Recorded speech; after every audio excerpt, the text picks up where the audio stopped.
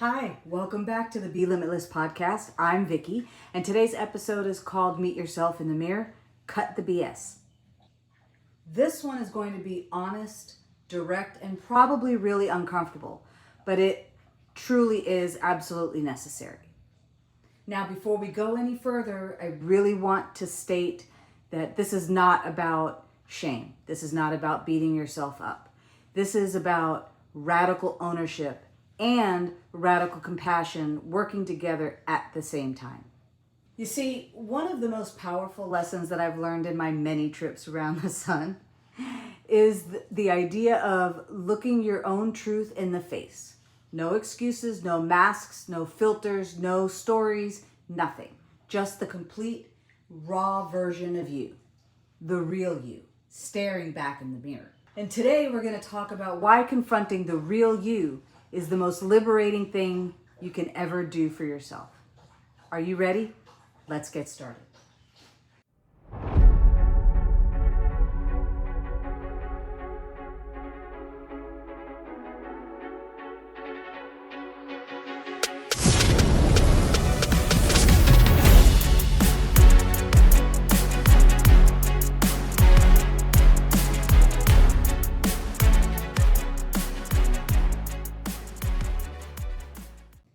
Okay, so what does meeting yourself look like?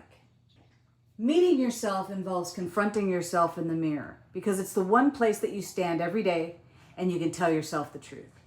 Not the PR version, not the one that you put out on social media, but the real you. Because in the end, you can't change what you refuse to acknowledge.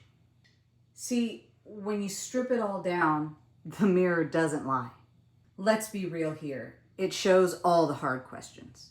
It shows what you've been avoiding. Are you doing what you said you were going to do? Are you living to your potential, or are you hiding behind, certain levels of comfort?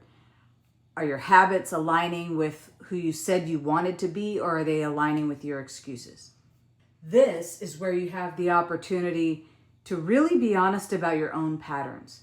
Not feel bad about them, but to free yourself from them. The lies that we tell ourselves are usually based in fear. Fear of failure, fear of judgment, fear that if we try, we might fall on our ass and discover that maybe, just maybe, we're not as strong as we actually thought we were. But here's the irony. You don't discover your strength by avoiding the mirror. You discover it by confronting yourself in it, looking directly into it. Will it suck? Probably. Is it gonna hurt? Most likely. But will you grow? 100%. And listen, this is not about perfection. This is about responsibility. It's about taking accountability for the things that you're not doing and how you're avoiding not becoming who you want to become. It's about recognizing that you might be operating at only 40% when you have so much more to give, emotionally, physically, mentally, even though you thought or think you're giving it everything you have. We've all made excuses, okay? We've all done it. It's too cold to work out today. Oh, but it's Thanksgiving and I really want that second piece of pumpkin pie. Oh, but I'm going out with my friends or whatever and I don't want to be the one that's there not drinking. Listen, we've all made excuses. Had that extra piece of cake because it's a holiday, or 5 extra cookies, 1 too many drinks at the end of a really crappy day at work. That's what meeting yourself in the mirror does. The only way out is straight through. Personally, I think that this statement is missing something really important, and that's the word honesty. I think it should say the only way out is through honesty. Because the purpose of the mirror is not just to call yourself out on your own bullshit. It's also where you start to rebuild yourself. Because once you strip away all of the excuses, you uncover something way more powerful, way more beautiful, and that's the real you. The one who can actually do hard things.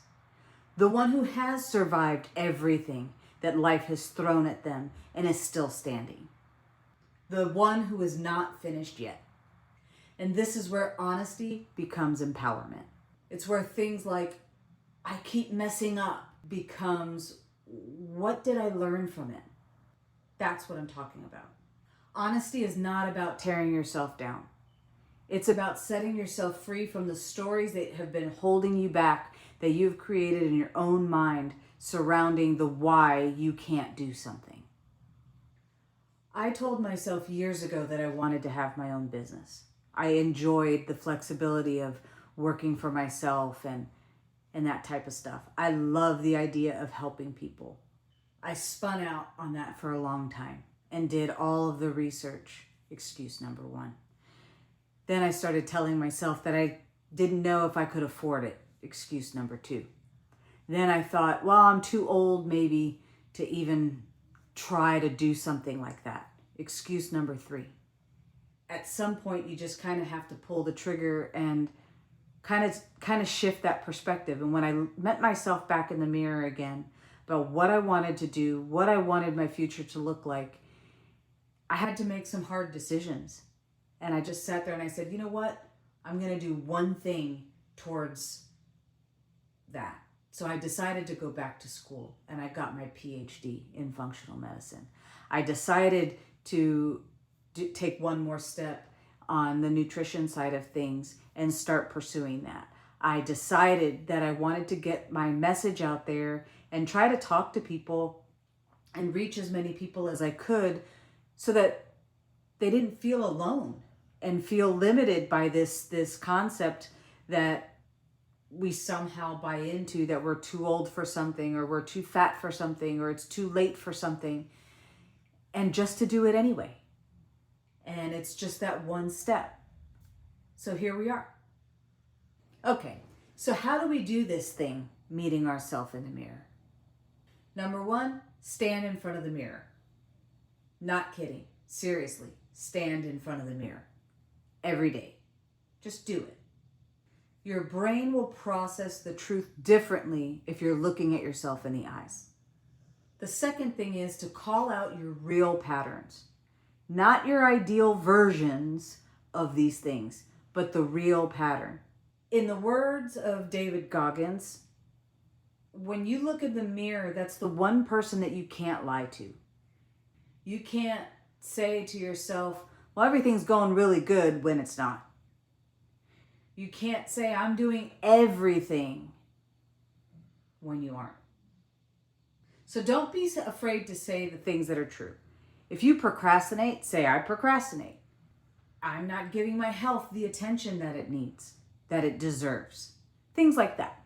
It doesn't have to be super harsh. It just has to be really honest. These are not insults. These are data points for you to reference and be able to move forward from. The third thing is write it down. Post it. Like literally, get Post-its, write these things down, and put them on your mirror. Or maybe you want to use one of those window marker things or whatever and do it that way. I don't care. It doesn't matter. But do something. Personally, for me, I put it on one sheet of paper and I have the things that I know I'm procrastinating on or what have you, right? And then on the second column, I put what my fix is. And I work through it that way. But the very first time I did it, I actually literally used Post-its. And me, being me, I decided to use every possible color of Post-its and every size that I could find that would fit on my weak-ass mirror. I tell you to physically write it down because the act of physically writing it down offloads the mental clutter. It frees up working memory and helps you to clarify those thoughts and goals. It also helps you to process emotions that you might have surrounding any of the things that you are writing down. It allows you to reflect on the progress that you are or are not making in a very honest way and makes you more likely to follow through with whatever your intentions actually are. Whatever feels right for you. And it can be things like run today. Don't lie to yourself. You said you wanted more, prove it to yourself. Just one more rep. Just one more try. One step forward. Adapt it however you need to. Maybe it's just something as simple as drink 2 cups of water before I have my cup of coffee in the morning. I like to be a little more granular because that helps me to actually get things done, but we're all different. And the last thing is to take one small action immediately. So as soon as you write everything down and you post it all on the mirror, pick one thing and go do it. Don't think about it. Don't question yourself. Don't sit there and come up with some big grand plan because it doesn't have to be perfect. Just go do something. Because honesty means nothing without action. Now, if you're anything like me, you kind of need a little bit of accountability, a coach, somebody to kind of give you a kick in the ass. Basically what your mirror is doing for you. It is your coach. It's your accountability buddy, your truth teller, because Lord knows the mirror is not going to lie to you. And especially if you wrote it down and it's on a Post-it, you can't turn around and try to tell yourself that, something is what it isn't because you've already called yourself out on it. So here's your challenge this week.